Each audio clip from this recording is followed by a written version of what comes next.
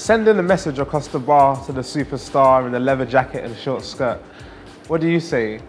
Why don't we escape this party and explore this part of the city a little bit? Might be nice to buy a tin, sit on the curb and sip, as we watch the drug takers on the hip strip scoring hits at various points along the path to addiction. As cyclists on single-speed bikes like mine swerve to avoid potholes, police cars and pedestrians, venturing off of the pavement into the road after a visit to the local Polski Sklep, Turkish restaurant or Afro-Caribbean grocer serving the finest in what some might call third world cuisine. Now it seems as though with each passing week, one of these gives way to a big chain or bourgeois coffee place. Many of my mates complain about the state of things, in much the way that I imagine the first wave of locals complained when those first came in. Some say the change is obscene. Many detest the transforming scene and turn into the UKI and BMPs of the ghetto, telling those middle-class migrants to find their ways back home to the shires.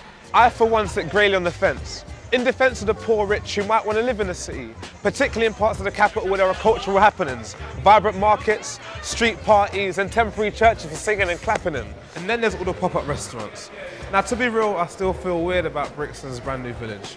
I'm glad that you've come away from the sort of place where a man like Beanie Man might get mobbed, but still feeling as though some of the soul of the place has been robbed by those who might enjoy a short trip to a more diverse area but still go home feeling as though their own class and culture are superior.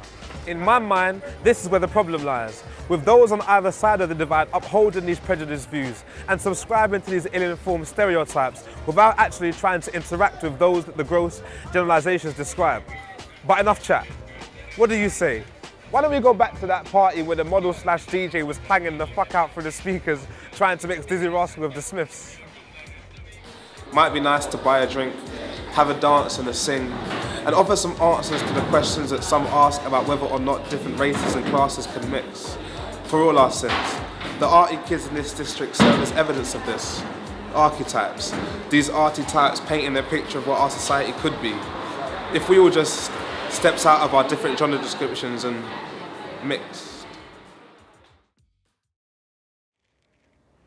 I'm filtering expectations from trying to find my mum. Cat flap for my cat, my garden, kitchen table.